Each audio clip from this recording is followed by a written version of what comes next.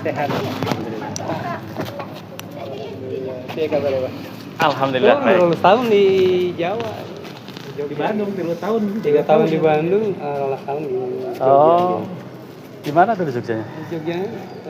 Atau kuliah di sana? Kuliah gitu. Di UIN? Jogja. SMA di Bandung, Jogja kuliah. Di IAIN? UGM? Akindo terus ke WNS 11 Maret. Oh, WNS di Surakarta. Jadi pindah-pindah. Iya. Pas masa reformasi kemarin ya. Ini mohon maaf ya saya tempel ini supaya jelas suaranya. Terima kasih Bapak Prof. Selamat datang di lingkungan Istana Kedatuan Luwu. Semua semoga sehat selalu dan senantiasa menjadi nilai ibadah di mata Allah. Asli sini di Palopo. Jadi Luwu itu nama kota Palopo sama Luwu hubungannya apa? Luwu itu sebuah kerajaan. Dulunya mungkin a nation. Dulunya sebuah bangsa karena suatu peradaban tua di masa lampau yang muncul pada sebelum kita mengenal tahun Masehi. Iya. Dan tempat turunnya itu kan di tempat asal muasalnya di Luwu Timur. Yang tadi disebut Belanda itu bukan? Bukan. Setelah perkembangan zaman, kerajaan Luwu berdiri di belakang Negara Kesatuan Republik Indonesia pada tanggal 18 Agustus. Terus Luwu sekarang ini terbagi menjadi 3 kabupaten kota. Jadi 3 kabupaten 1 kota. Iya, secara administrasi kenegaraan ya. Artinya dulu Luwu itu meliputi yang sampai sekarang Sulawesi Tenggara. Kalau nanti kita bahas di dalam mungkin kalau kita mau bahas tentang Luwu dari zaman era mitologi itu kita tidak jauh berbicara tentang peradaban Austronesia. Gitu. Peradaban Austronesia. Mungkin nggak sambil ngeliat-ngeliat di dalam atau kapan waktunya? Boleh. Di dalam kita ke dalam nanti di sana. Kalau ini sebenarnya ini istana sebenarnya ini. Oh gitu. Ini istana, tapi ini miniatur dari istana yang terbakar pada zaman kolonial dulu. Terus sekarang ditempati sama Raja Luwu. Cuman beliau lagi nggak ada, lagi berobat di Semarang kena kanker, dan ini adalah istana yang dibangun oleh kolonial sebagai bentuk kompensasi perang, Prof. Jadi, Raja Luwu yang kemarin diceritakan temannya Prof. Mahfud MD. Iya. Gitu ya? Iya. Oh. Prof. Mahfud MD. Beliau kuliah di UI. Di UI. Usianya mungkin seusia beliau ya? Seusia beliau, seangkatan beliau. Oh. Angkatan beliau ya. Sekelas dengan Prof. itu Mahfud MD kan ya? Iya, Mahfud MD. Itu datu yang ke 40. 15. Apa itu? Kenapa? 15. Yang Lapatiwara ya? Iya. Datu ke-15 ya. Datu namanya? Datu itu raja, sama dengan raja. Oh, kalau namanya Datu. ya. Datu. Kalau di Jogja Ratu. Raja. Jogja kan raja ya. Yeah. Raja. Raja. Pakualam. Kalau Jogja kan terbagi 2. Ya, ada Kesultanan, Hamengkubuwono dan Pakualam. Terus dulunya kan 1 dengan Solo, tapi setelah terpecahkan menjadi 4. Hamengkubuwono, terus Mangkunegaran kalau di Solo, Pakubuwono kalau di Solo, sama Mangkunegaran dari Jogja, Hamengkubuwono dengan Pakualam. Oh, jadi di sana intinya. Kita bisa dapat informasi banyak di sana ya. Boleh insya Allah. Kalau model peninggalan fisik apa? Misalnya kalau di Jogja ada pusaka, ada apa gitu? Banyak sih, Prof. Hal-hal seperti itu. Cuman yang ada di sini peninggalannya apa, Prof? Ada pusaka, tapi dia lebih banyak berbentuk literasi. Oh ya, itu berarti lebih dominan pada ilmu ya. Kalau di sini ini bangunan apa? Ini Baruga. Baruga ini adalah tempat melakukan aktivitas kegiatan-kegiatan pertemuan adat dan sebagainya. Secara luhur apa artinya? Secara bahasa Baruga itu apa? Baruga itu tempat pertemuan, tempat mengadakan kegiatan-kegiatan. Itu ada Baruga Oputum namanya. Kebetulan yang memprakarsai berdirinya Baruga ini almarhum sepupunya Datu.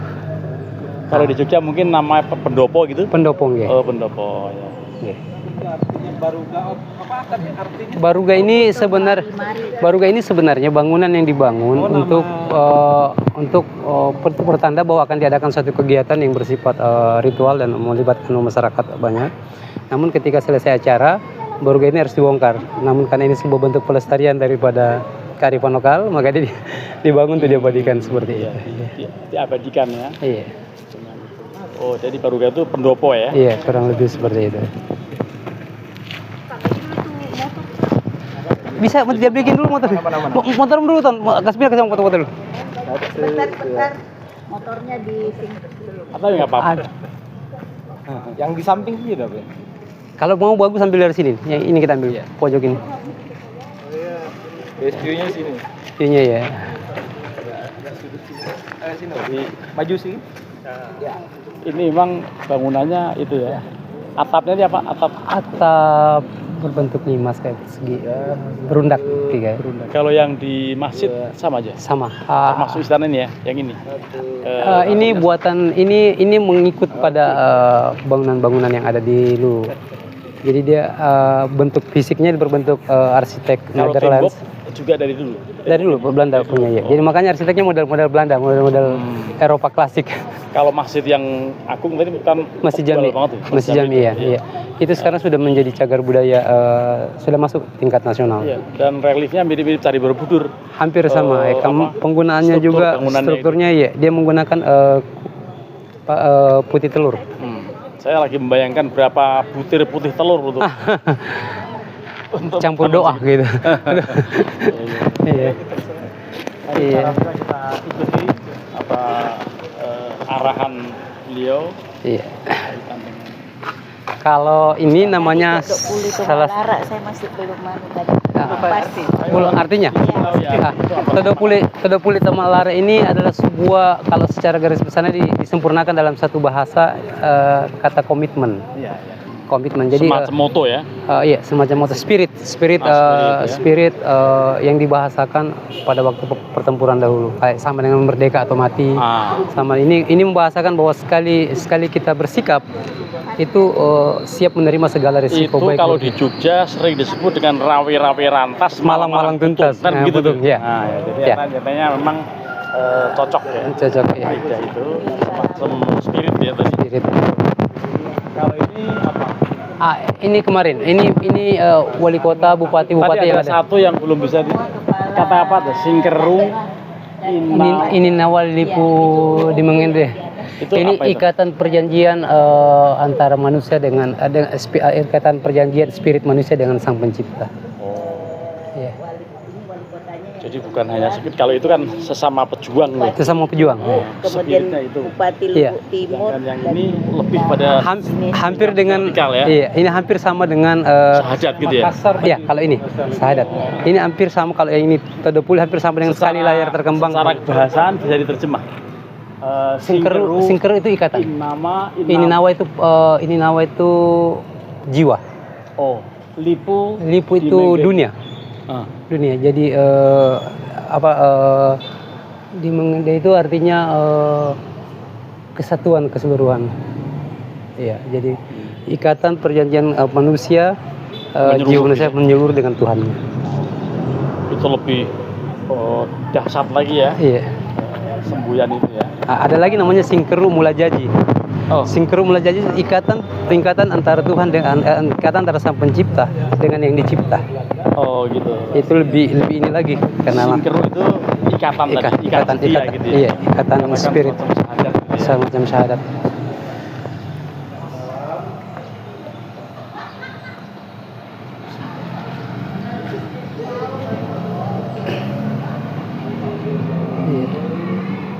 Iya. Assalamualaikum warahmatullahi wabarakatuh.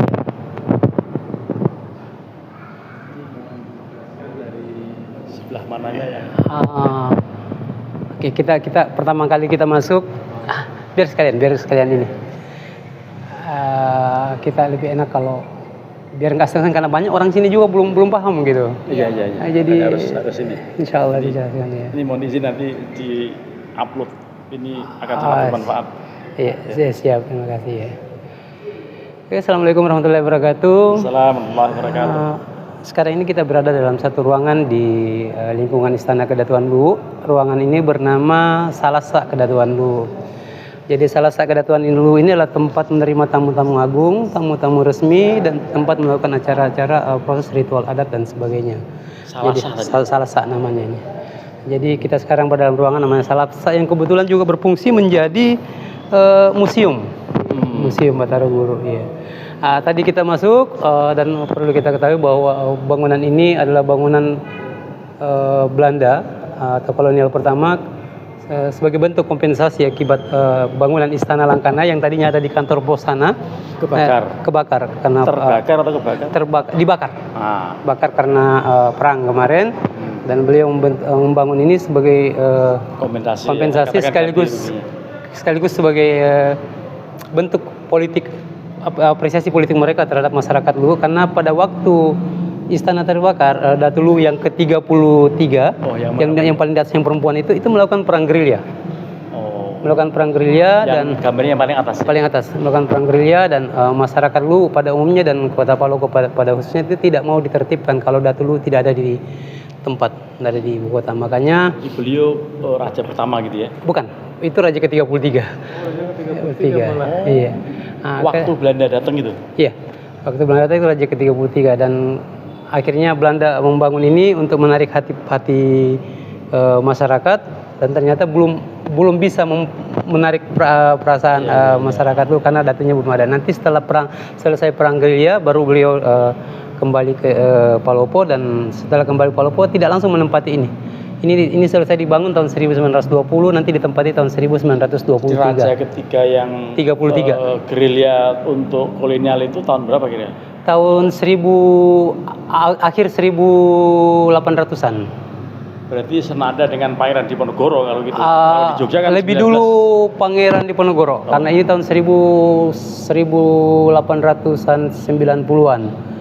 Jadi kalau dia Raja pertama, makanya nanti saya jelaskan secara khusus tentang masalah Raja pertama. Jadi ke dalam isi istana dulu, baru kita masuk. Nah, kita tadi masuk langsung melihat seperti ini. Ini namanya lambing. Kalau yang sudah menikah pasti sudah pernah merasakan namanya lambing ya. Lambing. Kalau pelaminan, lambing dari kata pelaminan itu ini disebut lambing Pulawang atau lambing keemasan zaman dahulu. Cuman bedanya kalau lambing-lambing kita yang biasa kita lihat itu tidak ada atapnya. Nah ini ada atapnya, ada atap berundak 3. Ini adalah simbol sebenarnya simbol daripada keyakinan orang Luwu sebelum Islam masuk.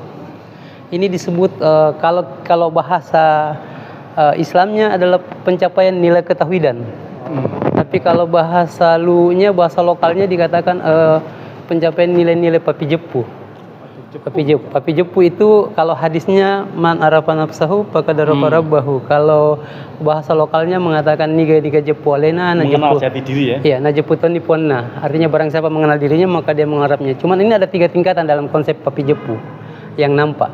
Jadi papi jepu secara umum ini besar, ini di bawah ini itu masyarakat umum semua tahu. Kalau dikatakan apa itu tauhid, orang bisa mengatakan dengan lisan la ilaha illallah, ya udah selesai seperti itu. Tapi kita naik ke tingkatan di atas disebut papi jepu nawa-nawa. Atau pencapaian nilai ketauhidan melalui rasa. Dan ini dibahasakan dalam bentuk apakah kamu bisa melihat, contohnya apakah kamu bisa melihat angin? Kamu nggak bisa melihat angin, terus kamu tahu angin itu dari mana? Ya, merasakan. Berarti Allah mewujudkan wujudnya dalam bentuk rasa. Terus kita naik ke atas lagi, lebih sedikit lagi, karena sudah orang mulai proses pencarian. Atapnya merah ya? Iya, karena masuknya Islam di Kedatuan Luwu itu metodenya dengan melalui pendekatan metode tasawuf, tidak dengan melalui fikih, dan sebagainya. Ya. Tidak melalui perang ya? Melalui perang. Jadi ketika dia sampai di atas itu disebut dengan nama papi jepu lalangati. Artinya pencapaian nilai ketauhidan melalui qalbi. Ya, mungkin ayat hadisnya mungkin kita sudah paham semua kan, pernah ada yang mengatakan bahwa katakanlah wahai Muhammad jika ada yang Allah mengatakan katakanlah wahai Muhammad jika ada yang bertanya tentang aku sesungguhnya aku tidak lebih tahu daripada engkau. Ya, sesungguhnya aku lebih dekat daripada urat leher. Jawabannya apa? Ini jawabannya kalbu orang mukmin Baitullah. Kalbu orang mukmin Baitullah. Kalau kalbunya orang mukmin saja rumahnya Allah, berarti dalam kalbu itu ada nilai zat yang hidup. Nah, ini dibahasakan dalam bentuk ada nggak, kamu bisa nggak membuat detak jantungmu itu berhenti walaupun hanya sedikit? Kan nggak bisa. Berarti ada zat yang di dalam ranah kamu tidak bisa kamu perintah. Yang membuktikan bahwa kamu adalah ciptaan. Ya, ini gambaran seperti ini. Nah, terus di dalam sini ini banyak simbol-simbol ini, Pak. Ini ada namanya Magatun, Ata Disingkeru dan sebagainya. Nah, ini sebenarnya menggantung gitu. oh iya, ini sebentuk semacam tenda sebenarnya. Ini ada biasanya beras, ada apa dan sebagainya. Jadi ini perlakuan dunia yang harus disadari manusia bahwa semua perlakuan dunia itu akan menjadi mediamu untuk menuju kepada Tuhanmu. Tinggal kamu bagaimana memposisikan dia dalam perilaku hidupmu, melakukan hidup dalam melakukan ibadah. Nah, ini seperti ini. Ada beras, ada telur, ada daun pacake, ada cermin di atas. Yang digantung itu ya? Iya, ada cermin di atas, ada singkerut dan sebagainya. Artinya, kalau kamu mengenal yang di atas yang di bawah sama aja.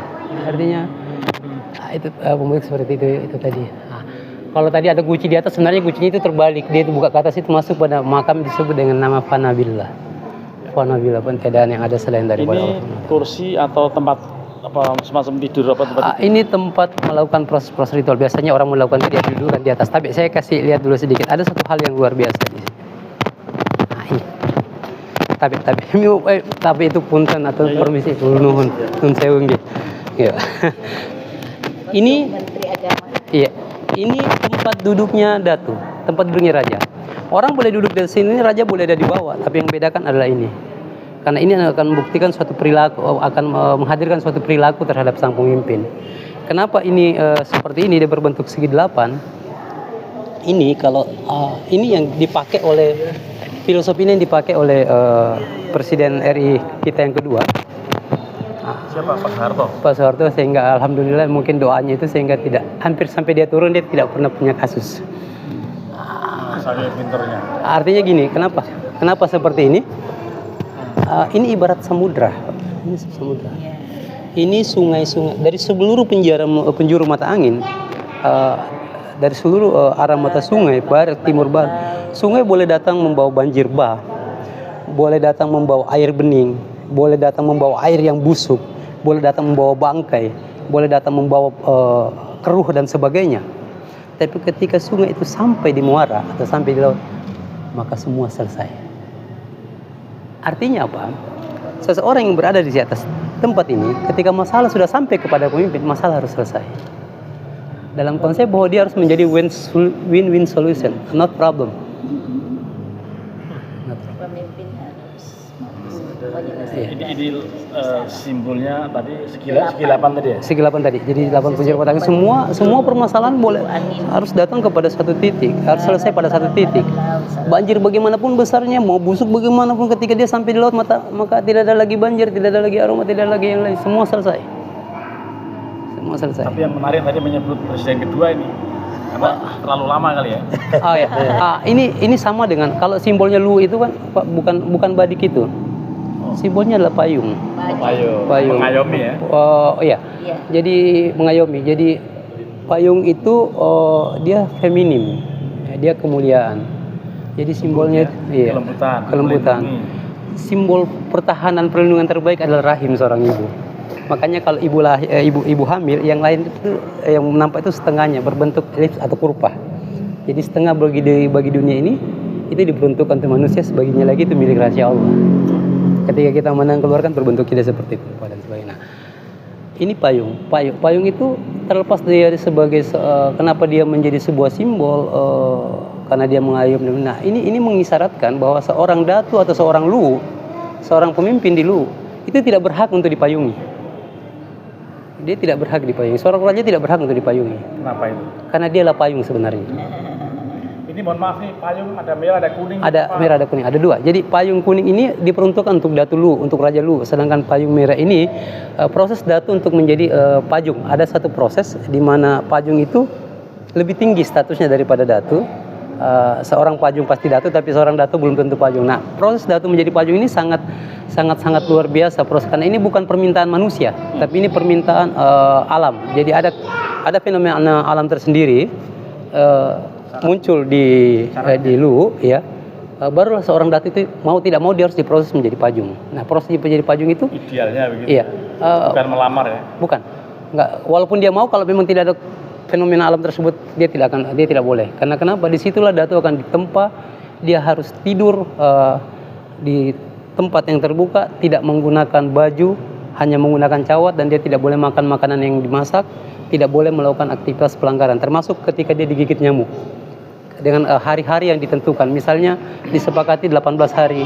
Pada hari ke-17 dia digigit jamur, terus dia bunuh nyamuk, ulang lagi gitu bro. Artinya simbol keistiqomahan ya. Istiqomahan dan makanya di situ cuma ada beberapa orang yang menjadi pajung, tidak banyak yang menjadi pajung di sini.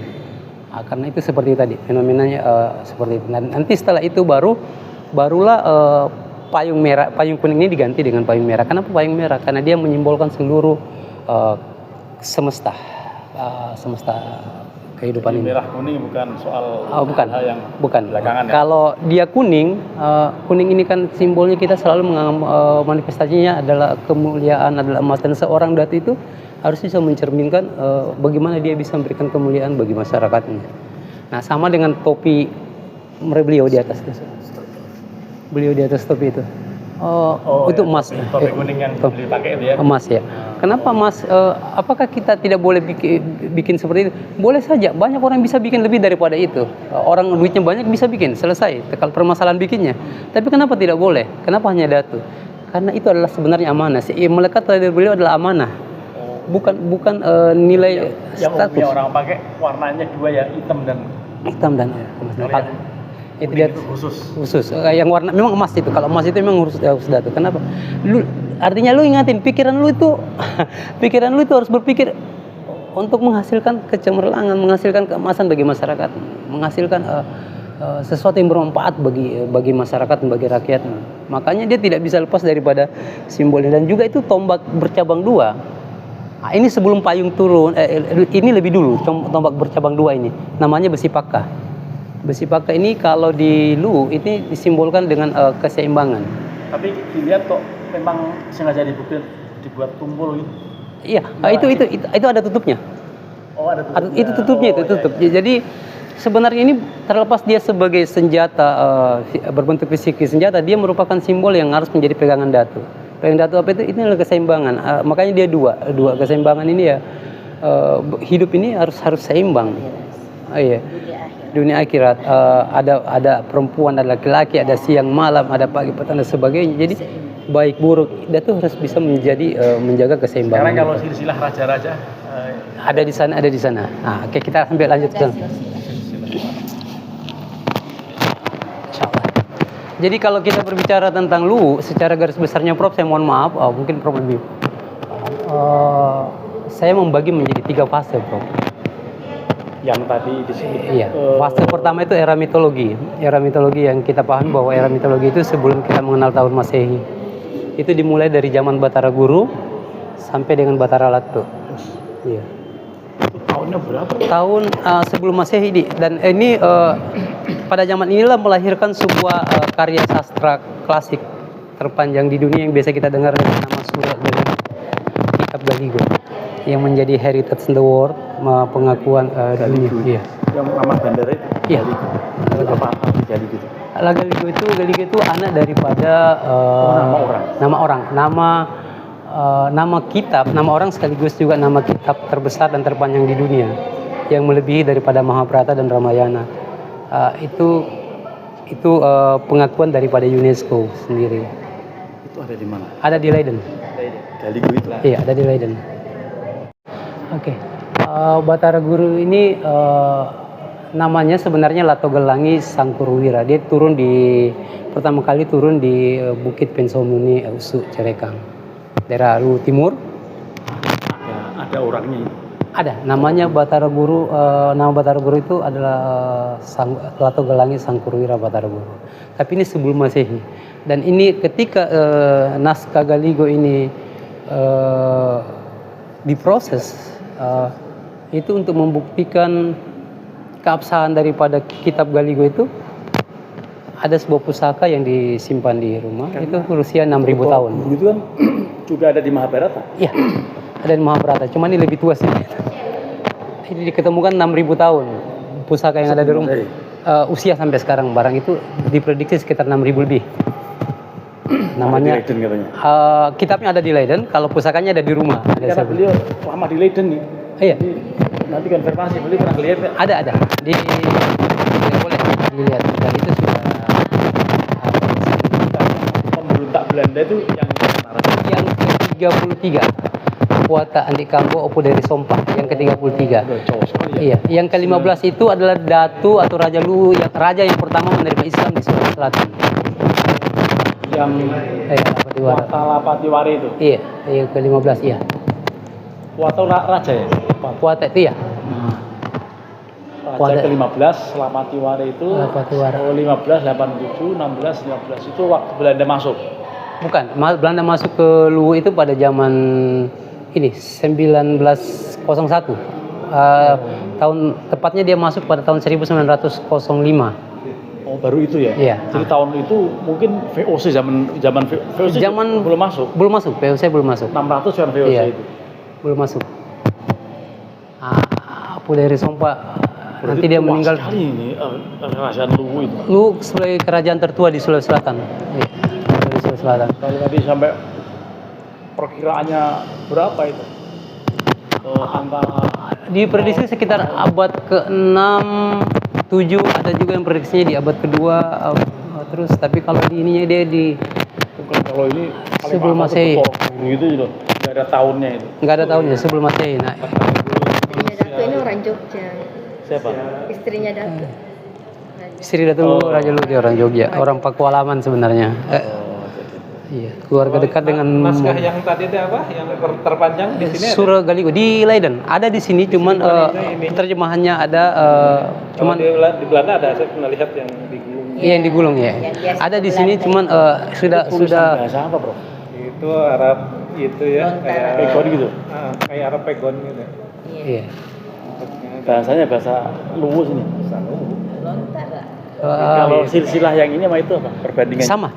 Cuman ini lebih besar. Kalau ini kan ini khusus kepada turunan raja langsung. Oh ini Kalau ini cabang-cabangnya ya. Silsilah ya. Ini masih berhubungan. Kalau ini kita mulai ini berhubungan dengan hampir semua yang ada di bagian di Asia ini, terutama di Semenanjung Melayu.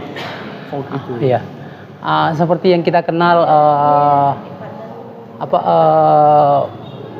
kisah Opunan 5, Opuden Marewa, Opuden Cella, Opuden Manambung, Opuden Parani, Opuden Kamase di Riau, terus yang mendirikan Kuala Lumpur. Ini nih turunan dari sini. Dari sini. Iya. Tapi Henry untuk Borong yang di Mataram tidak ada hubungannya. ada. juga? Mataram berhubungannya dengan sepupu satu kali Saweri Gading. Kita lihat Batara Latu di atas, Ya. Simpurusi yang Batara Latu di bawahnya Batara Latu yang di sana itu ada Saweri Gading, Wicimpo, Wicudai. Nah, Saweri Gading ini mempunyai sepupu satu kali itu 70 orang, termasuk dari Bima, namanya Latan Riteta. Hubungannya dengan Bima dan Latan Jadi Riteta. Mataram dari situ juga. Ada juga di sini. hubungan. Ada hubungan di sini. Kalau hubungan Malah ke Makassar nggak ada hubungannya dengan gua. ada hubungan dengan gua ini yang mana ini yang Topa Laguna, Tanri Pepang di atas Batari Tojang, bukan di atas Batari Tungkel Akaseng. Labasa Pati Pasaung. Ini saudara Pati Pasaung ini yang Satya Raja ini. Ini juga. Iya, itulah yang menjadi raja di Makassar yang mendapat gelarnya menjadi Somba Opu, yang punya akhirnya benteng Somba Opu. Somba Opu itu mewakili kedua ini. Kalau di Makassar dikenal dengan kata Somba bangsawanannya, kalau di Luwu dikenal dengan Opunya. Makanya kebetulan dia lari ke Goa karena ibunya adalah orang putri dari Raja Goa. Jadi setelah dia ke Goa dia menjadi raja di Goa. Kalau Talo mana? Gua dan Talo. Oh, Goa Talo. Talo. Ada semua hubungannya sebenarnya Goa dan Talo. Cuma pada masa inilah Satya Raja ini. Itu Ini secara luas ya kalau. secara luas ya. Kalau yang kita kenal di Melayu ya ini Opu Tenri Borong, terus biasa dikenal dengan kisah Opunan 5, Opuden Parani, Opuden Manambung, Opuden Marewa, Opuden Cella, Opuden Kamase yang menurunkan Raja Ali, pencetus Gerindam 12. Iya, kata bahasa Melayu. Tandri Abeng itu apa? Yang hubungannya dengan Tandri Abengnya? Tandri Abeng yang mana nih yang kita tanyakan? Yang di atas apa yang di bawah? Yang di bawah juga. Larang yang di bawah. Oh, Tandri Leleang. Tandri Leleang ini adalah putri Raja Luwu yang juga menjadi ibunya juga adalah Raja Goa dan juga menjadi Raja Sopeng. Nah itu Batari Tungke dan melahirkan Batari. Jadi tidak ada hubungan dengan Tantri Abeng yang sekarang mungkin yang Tantri Abeng. Tantri Abeng Saweri Gading. Tantri Abeng Iya. Kalau di sini menggunakan nama mengembalikan kembali nama-nama leluhur itu. Jadi sering menggunakan nama kembali. Gunakan ya. Itu hanya menggunakan nama ya. Iya, mengingat kembali. Mengingat kembali. Sebenarnya kalau Tantri Abeng itu kan ada munculnya di atas di Batara Guru.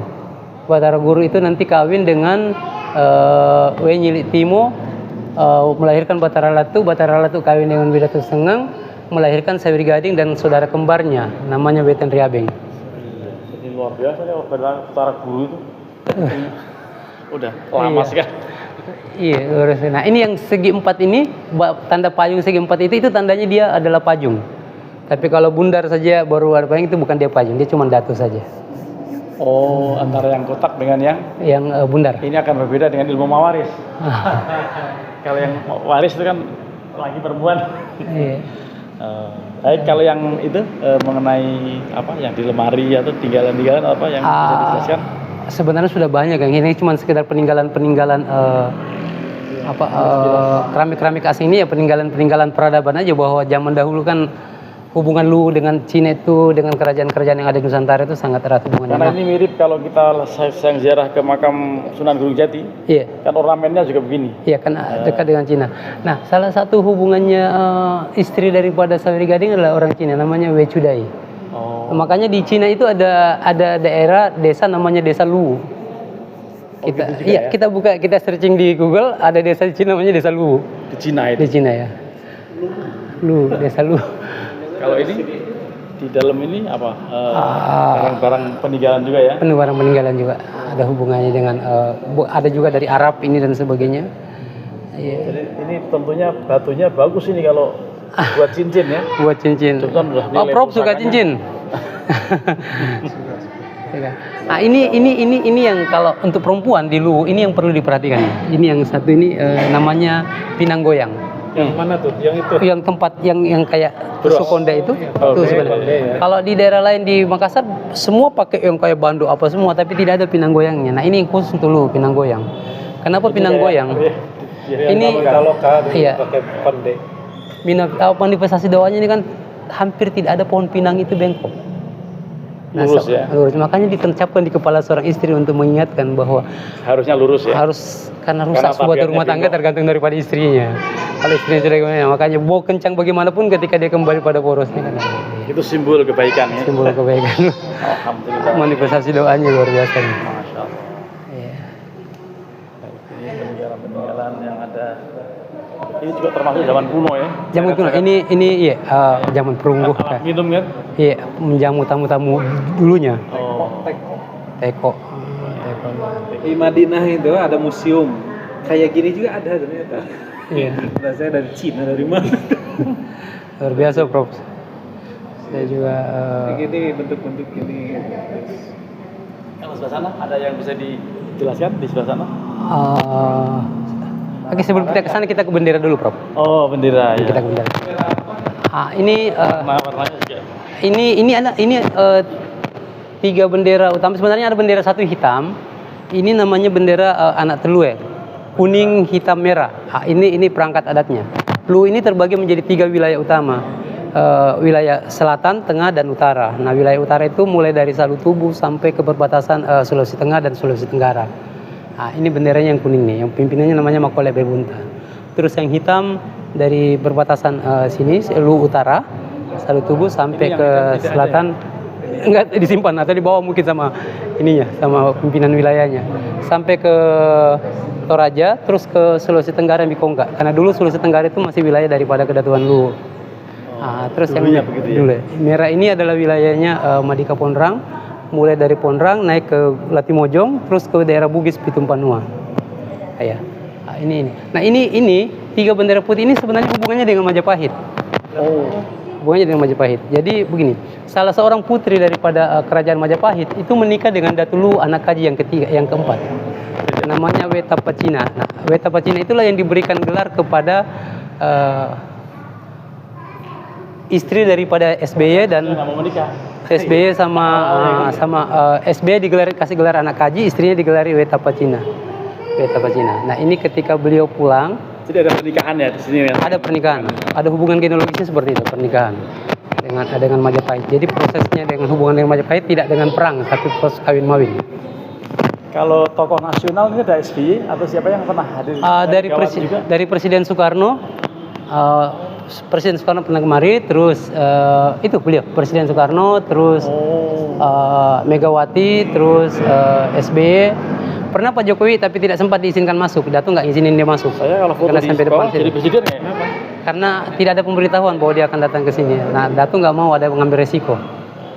Jangan sampai dia. Jadi yang nggak ada Jokowi dulu pernah mau datang tapi nggak pernah mau masuk tapi nggak diizin. Ketika dia datang ke Luwu, dia sholat di masjid tua, terus dia bertanya mau masuk kemari, Datu nggak ngizinin. Kenapa? Prof, selamat bisa masuk di sini. Saya bukan pengganti Pak Jokowi. Iya.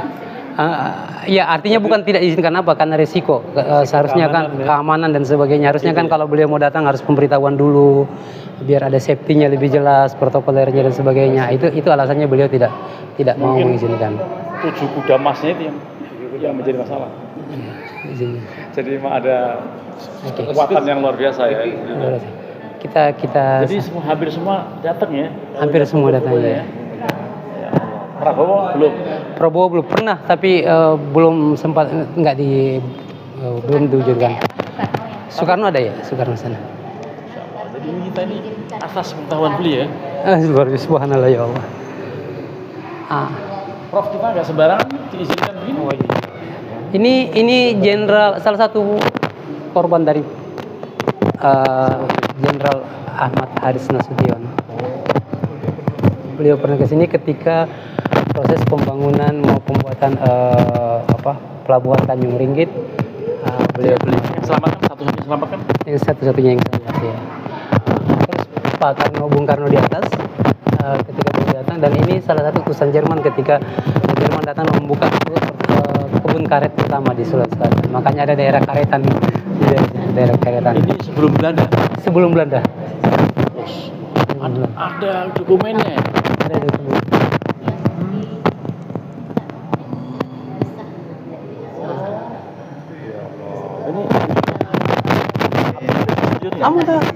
Harus Nasution ya. Beliau yang mengatakan saat 10 November tidak ada, maka Hari Pahlawan mungkin jatuh pada tanggal 23 Januari 1946. 23 Januari itu adalah pertempuran semesta rakyat Luwu. Tadi ya, tanggalnya itu ya, Iya, 23 Januari. 23 Januari.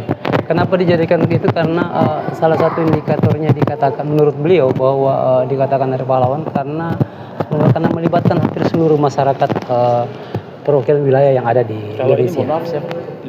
Ini anak pertama dari Datu Luwu yang ke-34 dan 36. Beliau adalah di Mapulau, salah satu 7 Soekarno Muda, bapak daripada Datu Luwu yang ke-40. Seangkatan dengan Prof. Mahfud MD siapa namanya tadi? Anaknya beliau. Oh gitu. Anaknya beliau, Andi, itu yang di atas ini, yang sekarang Datu ini. Yang itu. Kalau ini Andi Maradang Mapulau. ini ratu yang ini. Ini yang ke-33 yang ini, yang melakukan perang gerilya, tapi di sini dia sudah tua ini. Betul ya. Kalau ini ibu-ibu yang ini sebagai apa? Pelayan ya? Pelayan di dalam ya. Jadi rajanya ratu ya? Perempuan ada laki-laki. Tapi kebanyakan Datu dulu itu perempuan. Oh gitu ya? Iya. Jadi kita dari ojek suruh. Iya. itu berarti tidak sinkron dengan ar-rijalu qawwamun 'alan nisa itu. Menunjukkan bahwa wanita itu juga berperan bagus gitu. Iya, artinya tetap dalam fungsi ke sistem pemerintahan menjalankan fungsinya, namun ketika dia kembali pada fungsi keluarga dia tetap menjadi seorang ibu. Datuk beliau yang ini yang Iya. sekarang Iya. yang sedang berubah tadi. Sedang berubah tadi. Kalau antum itu adik ada Sepupu adik statusnya, tapi sepupu 2 kali. Jadi nenek kami bersaudara. Bapaknya sama bapak saya sepupu 1 kali. Kalau saya sepupu, jadi dia saya sama dia kalau di sini kan sepupu 2 kali. Sampai berkali-kali di sini orang sepupu Prof. Tapi dia kan sangat dekat. Ya, biasanya beliau menemui. Iya, beliau yang menemui. Dan katanya tanggal 14 diagendakan Prof untuk update. Dia agendakan sudah masuk WA-nya ke saya langsung persiapannya ya insya Allah. Kalau di sini kebetulan gimana kan jadi kok apa namanya Opukeni Dapo-Dapo. Opukeni itu jabatan. Opukeni itu jabatan. Opukeni Dapo-Dapo itu ada koordinator ritual adat di Kedatuan Luwu. Saya mohon ditahu nih beberapa foto yang di atas ini. Ini yang kuning itu siapa? Ini ilustrasi dari Saweri Gading tadi. Saweri Gading itu the legend. toko legenda dari Surat Galigo itu sendiri. Iya, yang kuning ini. Ini ilustrasi lukisannya. Tapi sudah aja. Sebenarnya Saweri Gading itu tidak pernah menjadi raja dulu, tapi dia tokoh utama yang membahasakan tentang itu. Kenapa? Karena dia Limanya begini. bukan, dia memang raja. Seharusnya dia menjadi raja, tapi dia pergi karena kekuatan cinta. Dia pergi mencari istri. Dia kabur karena mencari. Jadi ceritanya begini, di Surat Galigo dia mempunyai seorang saudara kembar namanya Wetan Riabe. Tapi dia dipisahkan dari kecil. Ketika dia besar dia bertemu dan dia jatuh cinta sama istri, sama adiknya. Tapi Para saudara. iya, makanya dia tidak boleh ditentang oleh semua. Atas saran daripada adiknya, dipanggillah dia tidur di pangkuannya, diperlihatkanlah bahwa kita pasti punya keluarga di negeri Cina yang serupa benar dengan saya. Pergilah kamu ke sana. Kalau kamu tidak menemukan yang serupa dengan saya, kau kembali dengan saya. Kita menikah, biarlah kita menerima bala. Dan setelah itu dia bersumpah, dia pergi tidak akan kembali lagi. Makanya hubungannya dengan Cina ini, Saweri Gading lah yang membesarkan dulu yang menjadi bagian daripada Surat Galigo itu. Ilustrasi gambarnya gitu ya. Ilustrasi gambar Masih muda, ada tenaga. Ini kalau namanya parang di sini namanya. Banyak tergantung daerah di Luwu ini kan banyak daerah di Luwu, 12 suku. Saya ke Toraja itu Kalau Toraja itu penyebutan bahasanya parang, cuman dulu disebut labo. Labo. Atau kalau di daerah Wotu kita sebut dengan nama penai. kalau di sana Mandau. Kalimantan, Mandau. Kalau ini bisa juga penai, bisa juga kalewang, bisa juga macam-macam banyak penyebutannya. Ini beliau juga. Kalau ini putri pertama, kakak pertama Datu Luwu. Jadi sistem pemerintahan Kedatuan Luwu ini disebut dengan nama adat 10-2. Oke, kita tutup dengan ini, Bro. Kita tutup dengan ini. Jadi penjelasannya. Jadi sistem pemerintahan di Kedatuan Luwu itu disebut dengan nama adat 10-2. Adat 10-2 itu ada 12, terdiri dari setelah masuk Islam, Datu dan Cening. Ini Datu, kepala negara, ini kepala pemerintahan. Sebentar. Sebelum masuk Islam dulunya apa? Agama dulunya. Di sini tidak, itu tadi saya bilang. Jadi mereka tidak mempunyai agama kecuali keyakinan kepada Bukan Hindu atau Buddha. Bukan, langsung punya keyakinan kepada Tuhan. Makanya Tuhan disebut di sini dengan nama Sewa. Begitu Islam masuk menerima juga ya. Menerima. Konsep tauhid Islam itu ya. Iya. Makanya masuknya Islam di sini melalui pendekatan ketauhidan, marifat dan sebagainya. Tidak seperti dengan Goa, Bone dan semua kerajaan di Sulawesi Selatan tidak ada yang mau menerima Islam sebelum Luwu pertama kali menerimanya. Itu permintaan dari kerajaan Goa, permintaan dari kerajaan-kerajaan yang ada di Bugis mengatakan kami tidak akan menerima Islam sebelum Luwu pertama menerimanya. Nah, itu sebagai bentuk penghargaan sebagai kerajaan tertua dan sumber awal peradaban. Jadi adat 12 ini Datu dan Cening itu satu suara. Ini Datu, ini Cening itu Perdana Menteri. Kakak beliau. Cening ya, Perdana Menteri. Perempuan, kakak beliau. Kebetulan lagi ada, tapi dia lama, ada 50 tahun, hampir 50 tahun di Eropa. Tinggal di luar. Jadi iya, kalau dia gunakan bahasanya malah lebih sudah 85 tahun. Siapa ini? Ini adalah kakak daripada Datu Luwu, Cening Luwu, Perdana Menterinya. Masih ada. Masih ada. Masih ada dalam mungkin gitu. Yang temannya Prof tadi ini. Iya. Yang tengah ya? Yang tengah ini. Ini Datu Luwu, ini Cening Luwu. Datu Perdana Menteri. Dan keempat foto yang ada samping beliau ini namanya Pakatan Niaga. Kalau kita anukan sekarang di sistem pemerintahan disebut eksekutif. Menteri-menterinya. Jadi ada Menteri Pertahanan namanya Opu Patundru, Opu Tomari Laleng, Opu Pabicara, Opu Balirante. Opu Patundru itu Menteri Pertahanan dan Keamanan, Opu Tomari Laleng itu Menteri Dalam Negeri, Opu Pabicara itu Menteri Informasi Komunikasi dan Politik, dan Opu Balirante itu Menteri Kesejahteraan. Ini Profesor Dr. Andi Imakusuma. Sekarang ada ini dulu ada ininya apa namanya abdi dalam yang Ada. kayak tentaranya gitu. Ada. Namanya apa? Abdi dalam. Kalau abdi dalam namanya Opu Kenda, abdi dalam namanya Anariboko. anak Riboko. Kalau ya? Prof Iman. Iya. Sejarah ya? Iya. UNM. UNM. Guru besar. Guru besar UNM. Iya. Universitas Negeri. Ini keempat pakatan yang ada ini eksekutif satu suara. Jadi jumlahnya di sini 2 suara walaupun 6 foto. Nah, lu terbagi menjadi 3 wilayah tadi, wilayah selatan, tengah dan utara. Ini masing-masing 1 suara. tapi yang ada di sini sama sekali tidak ada hubungan dengan yang ada di struktur pemerintahan. Yang Tidak. wali kota sekarang. Tidak ada. Pemerintah tidak ada. Ini yang ini. Terus ini kalau sekarang ini bupati-bupati lah ibaratnya. Kalau sekarang ini namanya Batik-Batik Telua. Kalau kita kenal Batik-Batik Telua itu sama dengan duta-duta besar.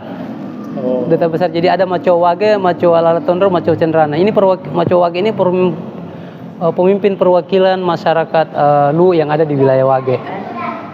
Itu juga termasuk wilayah Cendrana. Nah, ini benderanya yang putih tadi ini. Sebenarnya itu peristiwa ketika masuknya tadi Weta Pacina.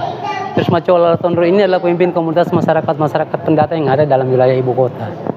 Nah, ini masing-masing 1 suara, jadi 2 tambah 3, 5 tambah 3, 8. Ini namanya bendera Telue. 3 orang ini. Opu Andre Gura Anak Karung, Opu Andre Gura Tiorolong, serta Opu Andre Gura Pampawa Epu. Dari Makassar. Tidak. Andre Guru tuh panggilan guru Makassar pun di sini. Guru di sini. Di sini. juga? Iya. Oh. Jadi Andre Guruta itu. iya. Andre Guruta itu murid daripada Tociung. Tociung itu Acarilu. Nah, ini adalah Opu Andre Guru Anak Karung adalah yang menjaga. Masih ada beliau? Iya. Masih sekarang. Masih ada. Menjaga akhlak, perilaku, tatanan anak-anak masyarakat yang ada di. Kalau ada yang salah, Andre Guruta itu ya semacam Kiai. penderita kiai dan sebagainya nanti. Ustaz gitu ya. Iya. Terus Opu Andre Gura Tiorolong ini menjaga tatanan adat, mulai dari dapur sampai ke prajuritan. Nah, jadi dia yang tahu itu. Sedangkan Opu Andre Guru Pampawa Epu itu kalau sekarang Menseknek, Menteri Sekretaris Negara. Jadi segala rahasia negara ada sama dia. Antum di mana posisinya? Saya khusus, saya tidak khusus tidak di Dewan Adobes, tapi perintah langsung dari Datuk karena menjaga ritual adat. Iya, Rajang ada namanya Rajang, regalia istana, tempat proses Di bawah kekuasaan yang mana gitu? Yang tidak ada, memang berdiri sendiri. Jadi untuk tugas saya langsung dari Datuk, tidak. Bahkan kalau saya mau diperintahkan turun, mereka rapat dulu semua baru saya turun. Iya. Nah, ini ketika Islam masuk ditambah dengan satu ini, Mansur Ramli. Prof Mansur Ramli. Ini Prof Mansur Ramli. ulama di sini. Iya, beliau adalah Kadilu. Iya, dari sini. Beliau adalah Kadilu, pemimpin kaum ulama dan cendekiawan pandai di Kedatuan Luar. Universitas Muslim Indonesia. Iya. Di sini beliau. Asli sini.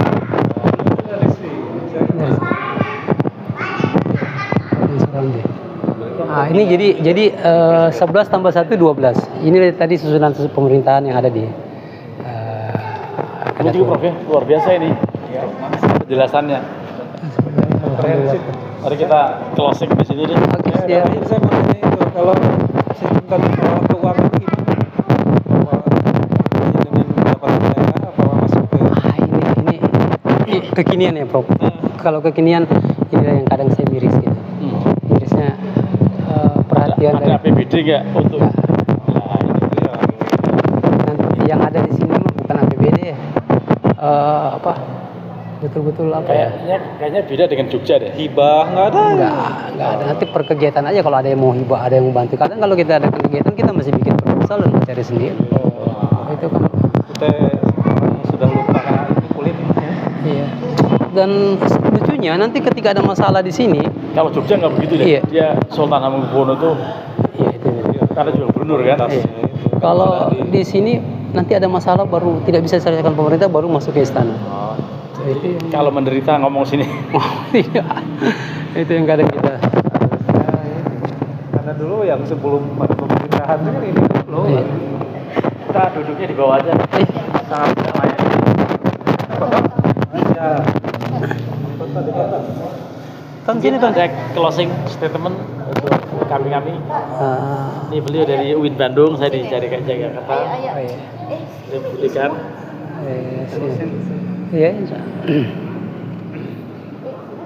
Gabung. Ya, Bismillahirrahmanirrahim. Assalamualaikum warahmatullahi wabarakatuh.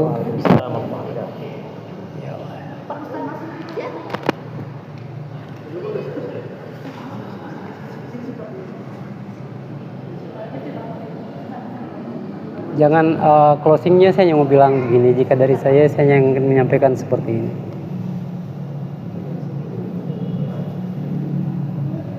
Jangan jadikan sebuah tatanan hanya sebuah formalitas saja. Buktikan adab itu bukan hanya sebuah semboyan, tapi aplikasi yang bisa menjadi win solution di tengah masyarakat, bukan problem. Dan mari kita buktikan bahwa ketinggian adab itu betul-betul menjadi sebuah kemuliaan yang bisa menaungi keilmuan itu sendiri. Ya. Kepada semua stakeholder yang terkait di dalamnya, kita tidak ada di zaman kekinian kalau tidak ada masa lalu, dan kemuliaan masa lalu itu bukan tidak bisa diraih dengan di masa kekinian, tapi kita harus sadar bahwa peradaban dan budaya itu adalah sebuah identitas yang harus kita jaga. Karena Islam mengajarkan kita bagaimana kita beretika, bagaimana kita beradab, bagaimana kita berilmu, karena dia tidak pernah tidak mengikuti perkembangan zaman. Maka daripada itu, jadikan semua sebagai sarana ibadah kita, jadikan sebuah sebagai sarana kita untuk bisa lebih baik di mata Allah dengan menjadi manusia-manusia yang terbaik bagi sesama manusia lainnya. Ya, terima kasih dari kami. Terima kasih untuk kedatangannya di Istana Kedatuan Lu. Atas nama Kedatuan Lu, jadilah orang Lu, bawalah oleh-oleh hadiah apa yang Bapak Prof dan semua dapatkan di Lu. Jadilah payung, jadilah tempat duduk yang menjadi win solution yang tadi kita dapatkan semua. Jadilah yang terbaik insya Allah. Semoga Allah meridhoi kita, Allah memuliakan kita, Allah menyempurnakan keislaman kita sebagaimana Allah menyempurnakan keislaman Rasulnya Nabiullah Muhammad sallallahu alaihi wasallam. Terima kasih. Akhir kata saya ucapkan billahi taufiq wal hidayah. Assalamualaikum warahmatullahi wabarakatuh. Waalaikumsalam. Allahumma shalli ala Muhammadin wa ala ali Muhammad.